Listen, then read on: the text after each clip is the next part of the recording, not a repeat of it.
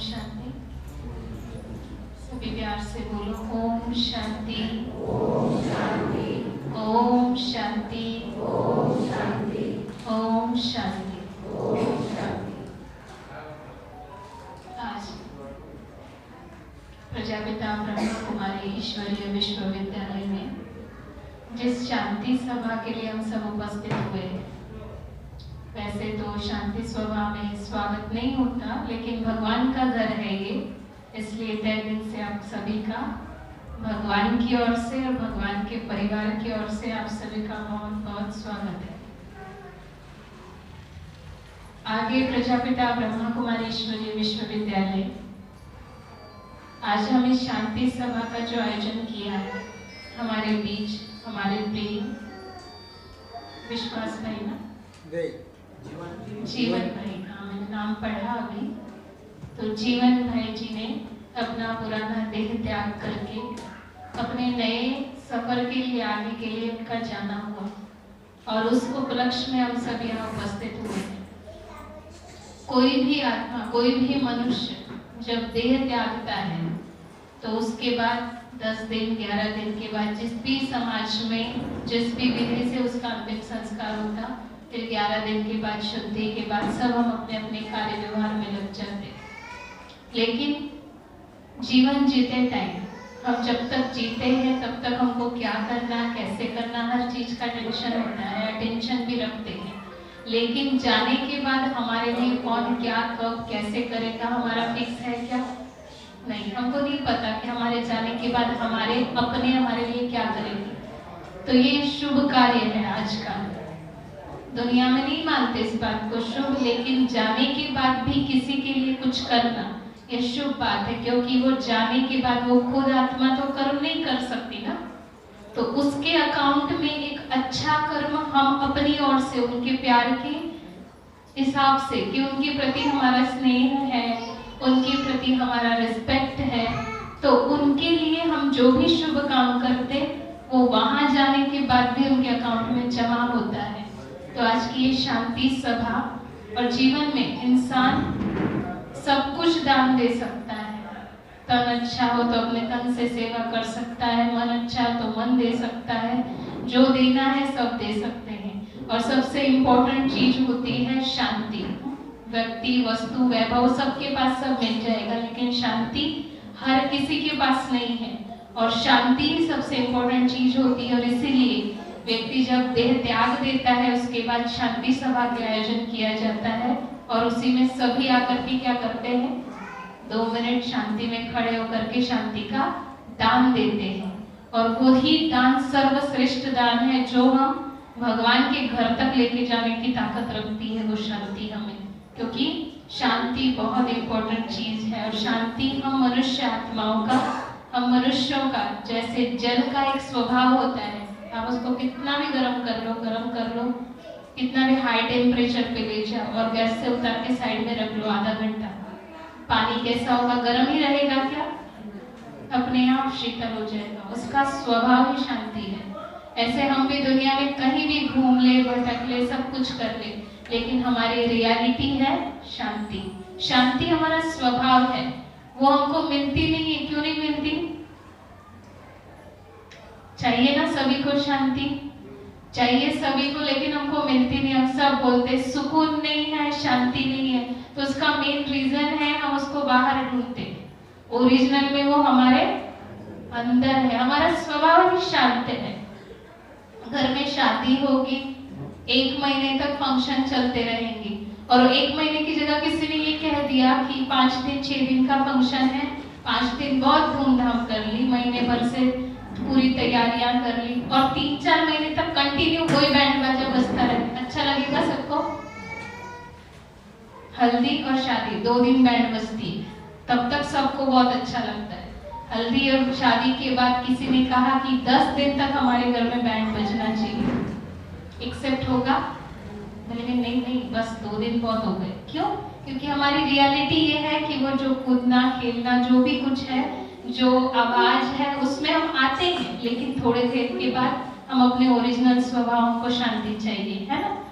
तो प्रजापिता ब्रह्मा कुमारी ईश्वरीय विश्वविद्यालय का ब्रिद ही है कि हम जब भी एक दूसरे से मिलते हैं तो ओम शांति कहते हैं। तो ओम शांति का अर्थ है मैं आत्मा भी शांत स्वरूप हूँ, आप भी शांत स्वरूप हो। माना हमारा जो स्वधर्म है वो शांति है, इसलिए हम जब भी एक दूसरे से मिलते हैं तो शांति की एक दूसरे को याद दिलाते कि बाहर नहीं ढूंढना, हमारे अंदर ही शांति है। और इसीलिए शांति सभा की आयोजन जो हुआ है उसका मूल उद्देश्य ही ये है कि हम कौन हैं। जैसे कि जीवन भाई ने इस देह की दुनिया से त्याग करके अपने अगला जो सफर है उसके लिए चले गए। तो इस उपलक्ष्य में माता जी का बहुत शुभ संकल्प था, क्योंकि भाई जी भी बाबा के ज्ञान से जुड़े हुए थे और माता जी का शुभ संकल्प है कि उनके द्वारा उनके जाने के बाद उनका जो लौकिक परिवार है उनको भी परमात्मा का सत्य परिचय मिले, उनको भी घर परमात्मा के घर आने का शुभ अवसर मिले। और इसी उपलक्ष्य में ये प्रोग्राम किया हुआ है। तो जीवन जो है हमारा, उसमें जीवन के अंदर सबसे इम्पोर्टेंट चीज होती है जीवन। जिस दिन जन्म होता है उसके बाद ही उसी दिन निश्चित हो जाता है हमारा रिटर्न जर्नी का टिकट हम अपने साथ लेके आते हैं, लेकिन कंफर्म नहीं होता कि कौन सी बोगी है और कौन सा सीट है, कि कौन सी बोगी में बैठना है। ट्रेन पता होती है, ट्रेन मालूम है कि कौन सी ट्रेन में जाना है, रिटर्न जाने की ट्रेन जरूर है, लेकिन ट्रेन का नाम, ट्रेन की बोगी और ट्रेन का जो नंबर होता है, सीट नंबर, वो कंफर्म नहीं होता जैसे वेटिंग में होता है। पर वेटिंग में ट्रेन का नाम पता होता है, या ट्रेन का नाम नहीं पता, सिर्फ रिटर्न जर्नी का टिकट है। जिस दिन जन्म हुआ उसी दिन टिकट साथ में लाए हैं और जाना फिक्स है, हम सबको पता है। लेकिन जब जीवन जीते तब याद रहता है कि हमको रिटर्न जाना है। इतने मस्त हो जाते, कोई पट नहीं रहती। कितने भी स्टेशन आए, कुछ भी आए, हम अपने जीवन में एकदम मस्त। और जब अचानक से ही होता है कि अरे आज जाना है, या वो चला गया, क्या करते हैं हम? ऐसे कैसे हो गया?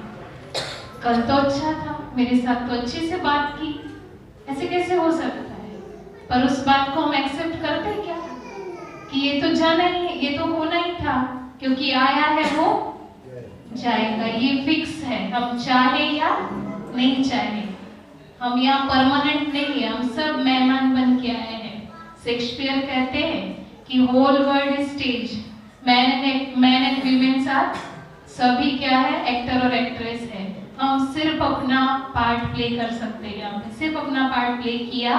जैसे ही पार्ट खत्म हुआ फिर रिटर्न हमें बैक स्टेज जाना है। और बैक स्टेज जाना है जब हमें ये याद रहेगा कि मैं एक्टर हूँ, तब बैक स्टेज जाने के टाइम पे हमें दुख नहीं होगा। नहीं तो एकदम से पर्दा गिर जाता तो कहता अभी तो मैंने स्टार्ट किया था। ऐसे ही होता है ना जीवन जीते टाइम। अभी तो 20 ही साल का था, अभी तो 50 ही साल का था, अभी तो पोते का जन्म देखना था, पोते की शादी देखनी थी। हमारी इच्छाएं पूरी नहीं होती, हम क्या सोचते और होना चाहिए था, और होना चाहिए था। पर कब तक? जब तक पार्ट है तब तक हमको रहना है। तो जीवन और मृत्यु ये निश्चित है। जैसे ही हमने जन्म लिया हमारा रिटर्न का टिकट हम फिक्स करके आते हैं। तो जीवन और मृत्यु क्या है? जीवन माना जन्म हुआ, माना आत्मा ने देह को धारण किया। अब आत्मा क्या है? हम इस शरीर को देखते हैं तो हमें लगता है कि मैं, ये जो दिख रहा है वो मैं हूँ। तो फिर मृत्यु के वक्त हम देखते हैं कि वो शरीर तो वही होता है ना। हम उसको बिलक के रोते हैं, उसको जाने नहीं देते, लेकिन हमें सच्चाई ये भी पता होता है कि कुछ टाइम के बाद अंतिम संस्कार के लिए जाना पक्का है ना। फिर उसके बाद उनको हम छोड़ भी देते हैं। तो उसमें से क्या गया? वो 5 तत्व का शरीर तो हमारे सामने ही था। तो सिर्फ देह नहीं, इस देह को चलाने वाली जो चैतन्य शक्ति आत्मा है वो मैं हूँ। और परमात्मा का यही कहना है कि हम अपने आप को, ओरिजिनल को पहचाने कि हुए मैं कौन हूँ। हम क्या करते? सिर्फ अपने ऊपर के स्ट्रक्चर को देख करके सोचते कि मैं ये हूँ, पर मैं ये नहीं। इसको चलाने वाली चैतन्य शक्ति, सिर्फ गाड़ी नहीं, गाड़ी को हैंडल करने वाली, गाड़ी को चलाने वाली चैतन्य शक्ति अजर अमर अविनाशी सत्ता आत्मा हूँ। और आत्मा जो है वो इस देह में, जहाँ हम बिंदी लगाते हैं, है ना, वहाँ बिंदी जहाँ लगाते हैं आत्मा का रहने का स्थान वो है। और जब आत्मा देह धारण करती है तो उसको जन्म कहा जाता है। और आत्मा जब देह को छोड़ देती है तो उसको मृत्यु नाम है। तो मृत्यु माना आत्मा का मृत्यु नहीं होता। आत्मा नई ड्रेस पहनती है। जैसे दीपावली गई अभी कुछ दिन पहले, सभी को नई ड्रेस मिली होगी, मिली थी। एक आधा कोई होता है जो बड़ा बुजुर्ग होता है, वो सोचता है बच्चे की दीपावली की ड्रेस आ जाए, मेरी नहीं आएगी तो भी चलेगा। लेकिन एक्चुअल में सबको मिलती है नई ड्रेस। हम दुखी होकर पहनते हैं क्या? सुखी होकर के, खुश होकर के, खुश होकर के ना, कि कैसी दिखेगी, सबसे पहले ट्राई करके कांच के सामने खड़े हो जाते हैं। तो नई ड्रेस पहनते टाइम हमें खुशी होती है। पुरानी छोड़ते हैं तब रोते हैं क्या? ऐसे बोलते मेरे बहुत प्यारा, मेरी बहुत स्पेशल शर्ट है, मैं नहीं छोड़ सकता, मेरी बहुत स्पेशल साड़ी है, मेरा इससे बहुत लगाव है, मैं नहीं छोड़ सकती। होता है ऐसे? नहीं होता। पुराना तुरंत छोड़ देते और नए को तुरंत एक्सेप्ट कर लेते। तो क्यों एक्सेप्ट करते? क्योंकि वो नया है। वैसे ही जब आत्मा देह छोड़ती है तो उसको वो सब कुछ दिखता है कि कैसे पुराना छूट रहा है और नया मिलना है। और उसमें भी एक विधि होती है, प्यार से छूटना और प्यार से एक्सेप्ट करना। ये जीवन जीते टाइम हमें इस चीज को, बीच का जो समय है ना, उसमें हम अपने आप को बना सकते हैं कि जब पुराना छूटे तब मैं दुखी नहीं हूँ, मेरा परिवार दुखी नहीं रहे और नए मिले उसकी मुझे खुशी हो। लेकिन वो कब आएगी? वो अवेयरनेस चाहिए हमारे जीवन में, वो ज्ञान चाहिए, समझ चाहिए, तब हम दुखी नहीं होंगे। हम जीते क्या, जीवन में क्या होता है? जीवन जीते हैं, आए, जिए, खाया, पिया, परिवार संभाला, अपनी जिम्मेवारियों को संभाला, टाइम आया, चले गए। बस इतना ही लाइफ है। इतने के लिए भेजा है भगवान ने?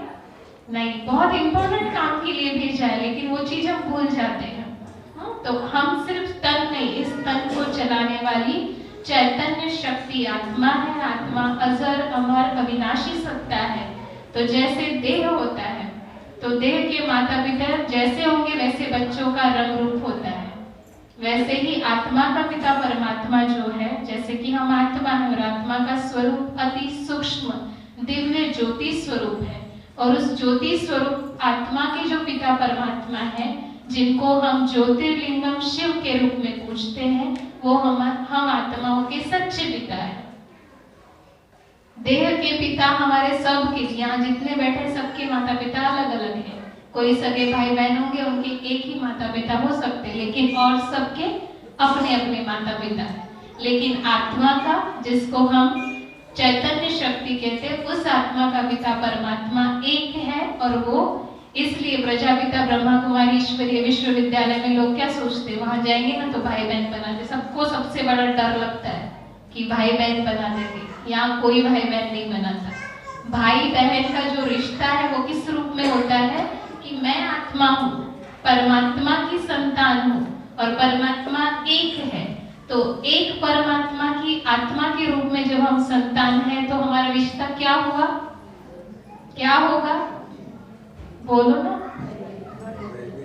रिश्ता चेंज होगा जब एक ईश्वर की संतान है। तो देखो, आप सब मंदिर में जाते हो, युगल रूप में, जोड़ी के रूप में जाते हो। कभी ऐसा होता है कि माता के मंदिर गए, माता जी ने माना किसी स्त्री ने अपने पति के साथ जाकर के इनमें से आपने माता रानी को माता के रूप में बोला कि आप मेरी माता हो, तो भाई जी बोलते कि आप मेरी सास हो, माता को, अम्बे माता को, वो भी क्या कहेंगे?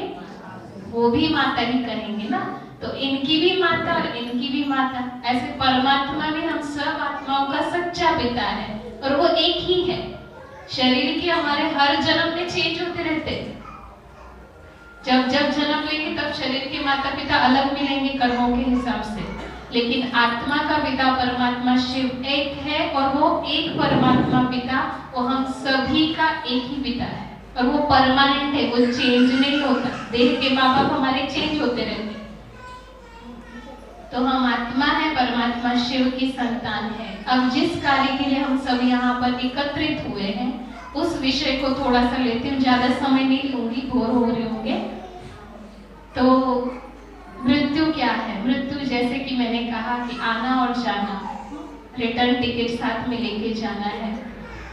तो मृत्यु जब आती है, समय जब आता है मृत्यु का, तब आत्माएं हम क्या सोचते हैं कि अचानक गया, लेकिन एक्चुअल में जिसका जितना पार्ट होता है उसको उतना स्टेज पे अपना पार्ट प्ले करके उसको बैक स्टेज जाना होता है। लेकिन कई बार उस चीज को हम एक्सेप्ट करते हैं और कई बार नहीं करते। जीवन हमारा चक्र के हिसाब से चलता है, जैसे 7 दिन का चक्र होता है, साल 12 महीने का एक चक्र होता है, सुख दुख का चक्र होता है। ऐसा हुआ किसी के जीवन में सिर्फ सुख सुख है? नहीं होता। सुख के बाद दुख, कभी दुख के बाद सुख आता है। समय परिवर्तन होते रहता है। ऐसे ही अनेक चक्र है, वैसे ही जीवन भी चक्र है। तो जीवन चक्र में जन्म होता है बच्चे का, फिर वो थोड़ा बड़ा होता है, फिर किशोर अवस्था को पाता है, फिर धीरे धीरे वो वृद्धावस्था तक आता है, फिर उसका अंतिम समय आने के बाद छोड़ करके फिर से वो नई ड्रेस पहनने के लिए रेडी होता है। तो ऐसे चक्रों में हमारा जीवन चलते रहता है। तो ये जो चक्र घूमते हैं, वैसे ही जल चक्र होता है, नीचे से सागर से पानी बाष्प होकर ऊपर जाता है, फिर बरसता है, फिर बादल बन करके बरसता है, फिर सागर में आकर के मिलता है। ऐसे जीवन चक्र चलता है। साथ साथ जब ऐसे चक्र चलता है तो हमारा जीवन जो है वो भी अनेक चक्रों में, जैसे कि जन्म मृत्यु, इन सब चक्रों में घूमने के बाद जब अंतिम समय आता है, वृद्धावस्था को हम प्राप्त करते हैं, तब हमें पता होता है कोई बहुत सीरियस बीमार हो जाता है, और बीमार होने के बाद जैसे जल चक्र का है, हम इजीली उस चीज को एक्सेप्ट कर लेते हैं कि पानी है, बाग बना, बादल बना, बादल बन के बरसा, बाढ़ आई, फिर जाकर के वो सागर में मिल गया। तो टेंशन होता है क्या बहुत, कैसे कैसे बारिश हो गई, होता है ऐसे? को पता है बारिश होनी ही है। अब दिसंबर आएगा, 31 दिसंबर आने के बाद जनवरी को निमंत्रण देना पड़ता है क्या? इजीली आती हो अपने आप 12 बजे कि जनवरी आ गई, न्यू ईयर बन जाता है ना? ये चक्र चलते रहता है। ऐसे ही जीवन चक्र है, और चक्रों को हम इजीली एक्सेप्ट कर लेते हैं। आज संडे है, कल मंडे अपने आप आएगा, क्योंकि हमको पता है मंडे आना ही है, हम एक्सेप्ट करें या नहीं करें। ऐसे जीवन में जब हम जीते हैं तो इसमें सुख दुख, इसमें जब जीवन जीते हैं तो अंतिम समय जब आता है तो हम उस बात को एक्सेप्ट नहीं कर पाते। उसका रीजन क्या है? क्योंकि हम उस बात से अवेयर नहीं रहते, अपने आप को जीवन जीते तब समझाते नहीं कि एक समय ऐसा भी आएगा जब हमको जाना पड़ेगा। और तब वो अंतिम समय जब आ जाता है तब हम शॉक हो जाते हैं कि ऐसे कैसे चला गया, ऐसे कैसे ऐसे थोड़ी हो सकता है, और उसके कारण हम दुखी हो जाते हैं। पर सच्चाई जिंदगी की यही है ना, आया सो जाएगा। तो अनेक उत्सव हम जीवन में मनाते हैं, उसमें 3 विशेष उत्सव हैं। उसमें सबसे पहला उत्सव है जन्म का उत्सव मनाते हैं। जन्म को भी उत्सव के रूप में मनाते। फिर उसके बाद दूसरा उत्सव हम मनाते शादी का उत्सव, और तीसरा उत्सव होता है ये जिसके लिए हम सब आए हैं, जब आत्मा शरीर छोड़ती है। तो जब जन्म का उत्सव मनाते हैं तो कोई भी कार्य के लिए जब हम कार्य करना होता है तो ऐसे ही कर लेते हैं क्या? यहाँ पर सब वेल एजुकेटेड लोग हैं, पढ़े लिखे लोग हैं। आप कोई भी कार्य करेंगे तो आप सोचते हो कि मुझे ऐसे ही कोई भी कार्य करना है? कार्य करने से पहले हम उसकी तैयारी करते हैं। स्कूल कॉलेज से रिलेटेड लोग हैं, आप सब टीचर हो, मैंने सुना है। तो टीचर एग्जाम के लिए पहले पूरा साल बच्चों को पढ़ाता है, पढ़ाने के बाद क्वेश्चन पेपर निकालता है, बीच में छोटी छोटी टेस्ट भी चलती है, फिर टेस्ट के बाद लास्ट फाइनल एग्जाम होता है, फिर रिजल्ट आउट होता है ना? ऐसे होता है। तो ऐसे ही जब हमारा जन्म होना होता है तो माँ के थ्रू परिवार को गुड न्यूज मिलती है, और गुड न्यूज के रूप में जब वो न्यूज सबको मिलती है तो 9 महीने तक तैयारियां होती है। नया मेंबर आएगा, उसके लिए हर चीज के बारे में सोचा जाता है। माँ को कितना केयर किया जाता है कि माँ को ये खाना चाहिए, ये नहीं खाना चाहिए, ऐसा रहना चाहिए। 9 महीने तक पूरा उत्सव होता है, मतलब उसके लिए प्रिपरेशन होती है कि बच्चा आएगा, ये उत्सव होता है। फिर बच्चा जन्म लेता है। बच्चा अगर लड़का या लड़की, पहले होता था कि लड़की नहीं, लड़की हुई तो थोड़ा कम खुश होते थे, आजकल तो लड़की के जन्म का भी उत्सव मनाते हैं, है ना, उसको वेलकम करते। तो ये सब क्या करते, जन्म का उत्सव होता है, तैयारी करते ना 9 महीने। उसके बाद उस बच्चे की शादी फिक्स करनी है। 18 साल 19 20 साल का हो गया, अब शादी करनी है। तो शादी सीधे ही कर लेते क्या? अब सबको अनुभव है शादी कैसे होती है। पहले लड़की होगी तो लड़का ढूंढो 1-2 साल तक, फिर उसके बाद लड़की को ढूंढने या लड़की को ढूंढा, उसके बाद फिक्स करते, फिर वेन्यू ढूंढ कंफर्म करते कि कैसी फैमिली है, घर में ही शादी करेंगे या गार्डन बुक करना पड़ेगा, उनके लिए खाने का क्या क्या मेनू होंगे, ये सब फिक्स करते। तो शादी के लिए भी 2-3 मास पक्के रहते हैं, है ना, तैयारी करते शादी की। और लास्ट में शादी का दिन आता, शादी होती, सब अपने अपने घर चले गए। 2 उत्सव हो गए। तीसरा उत्सव हमारे इस पुरानी देह को छोड़ने का उत्सव। उसके लिए क्या क्या तैयारी करते हैं? देखो, जीवन जीने का चांस मिला है हम सबको, हम उस जीवन को जीते हैं, लेकिन दो चीजों को जब इजी एक्सेप्ट कर ले तो उनकी तैयारी करते हैं। और तीसरी सबसे इम्पोर्टेंट चीज है, उसके लिए हम क्या करते हैं, क्या तैयारी करते? सुबह जल्दी उठते, मंदिर जाते, पूजा करते, क्या क्या करते? देखो, अपने आप को चेक करना कि मैं जाने की कितनी तैयारी कर रहा हूँ, क्योंकि ये तो फिक्स है। अगर मैं ये चाहूँ कि मैं नहीं जाऊं तो हो सकता है इस दुनिया का कितना भी बड़ा बंदा हो, बंदी हो, लेकिन वो कोई नहीं ऐसा कह सकता कि मुझे नहीं जाना तो मैं नहीं जाऊं। कोई भी हो, सबको जाना ही है। कोई भी यहाँ लिख के नहीं आया कि ये अमर है, हमको फिक्स है। उसको इजी एक्सेप्ट करो, या सुख से जाओ या दुख से जाओ, लेकिन जाना है। तो उसके लिए क्या तैयारी करी? 1 सेकंड अपने आप से पूछो कि जब मैं जाऊंगा या मैं जाऊंगी तो मैंने अपने लिए क्या तैयारी की है, मैं क्या लेके जाऊंगा? क्या क्या लेके जाते हैं हम? बंगला, गाड़ी, हमारा परिवार, और उसका करते हुए जो जैसा करता वही लेके जाते हैं। भाई जी का कहना है हमारे कर्म ही हमारे साथ जाते, दूसरा कुछ नहीं जाते। लेकिन फिर भी जब हमारे साथ हमको ये पता है कि हमारा बंगला, गाड़ी, हमारा परिवार, ये वो कुछ भी हमारे साथ नहीं जाना, जो जाना है वो भी पता है कि मेरे कर्म मेरे साथ जाएंगे, तो कर्म पर हमारा कितना अटेंशन है। ऐसा होता है कि मैं बहुत कॉन्शियस हूँ कि मेरे द्वारा किसी को दुख नहीं दिया जाए, मेरे द्वारा किसी को ऐसे बोल नहीं बोले जाए जो कोई इंसान दुखी हो जाए। होता है ऐसा, क्योंकि हम यही नहीं एक्सेप्ट करते कि हमको जाना है। तो ये चीज जब तक एक्सेप्ट नहीं करेंगे तब तक हमारे कर्मों पर हमारा अटेंशन नहीं रहेगा, और कर्मों पर अगर हमने अटेंशन नहीं दिया तो हम जाएंगे कैसे? अब दिसंबर आ रहा है, लास्ट समय है, लास्ट के बाद जनवरी की स्टार्टिंग होने वाली है।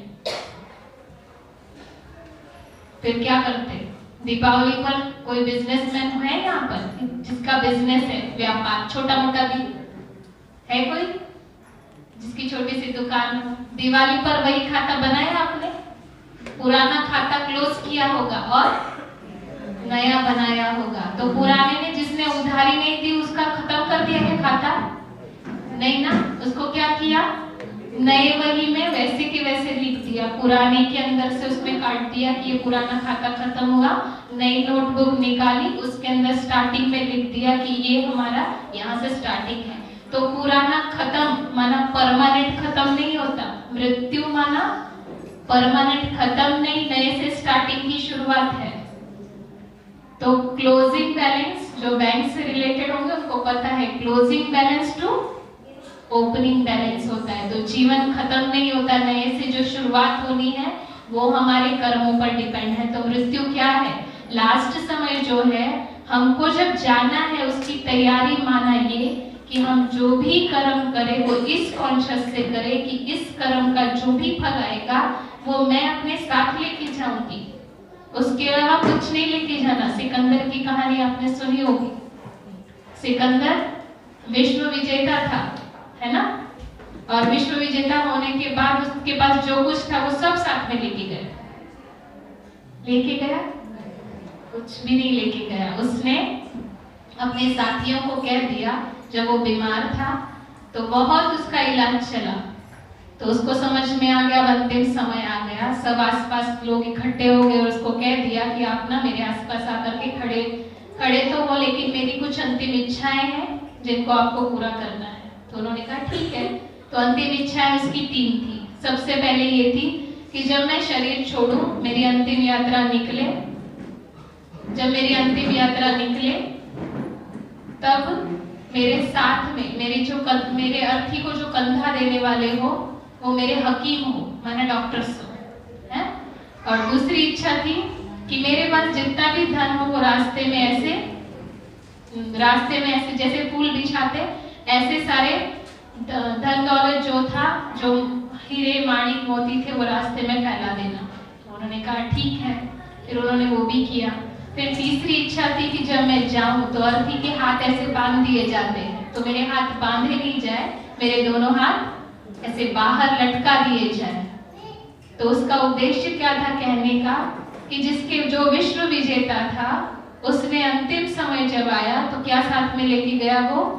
उसके पास बड़े बड़े डॉक्टर्स थे, फिर भी उसने अपना अंतिम समय टाल नहीं पाया।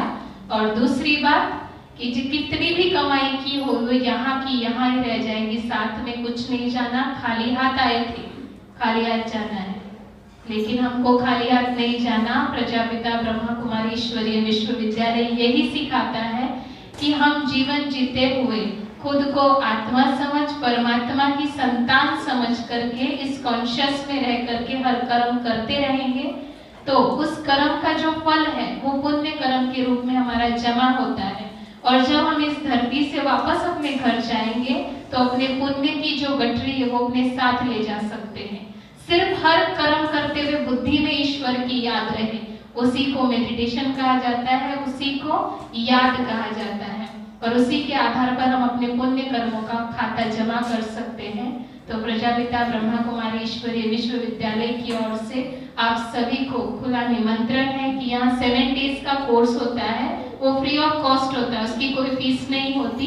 7 दिन में सिर्फ 7 घंटे आपको देना होता है और उस 7 घंटे में आपको अपने जीवन में मैं कौन हूँ, मेरा परमात्मा से क्या संबंध है, मुझे कैसे श्रेष्ठ कर्म करने जिससे मेरा जीवन और श्रेष्ठ बने और मेरा भविष्य, मेरे माता पिता भाई बहन कैसे होने चाहिए अगले जन्म में, वो सब हम अपने कर्मों पर, हमारे कर्मों के आधार से डिसाइड कर सकते हैं। तो आपको एक खुला निमंत्रण है ईश्वरीय परिवार की ओर से, और जीवन भाई को मैं प्रजापिता ब्रह्मा कुमारी ईश्वरीय विश्वविद्यालय की ओर से भावभीनी श्रद्धांजलि अर्पित करते हुए अपने शब्दों को विराम दे।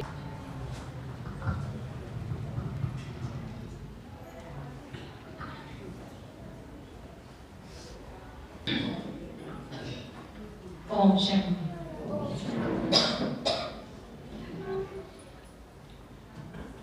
आप जहाँ बैठे हैं, बहन जी ने तो आपको परिचय दिया है कि आप जिस मंदिर में, हम साधारण भाषा में क्या बोलते हैं, है ना, ऐसे भी ये क्या है, एक भगवान का मंदिर है। अभी यहाँ पर इतने सारे लोग बैठे हैं, किसी के मन में विचार आया होगा कि यहाँ पर जो एक शब्द यूज हो रहा है आत्मा और परमात्मा, पर दुख अगर हुआ तो सबसे पहले किसको याद करते? भगवान को याद करते।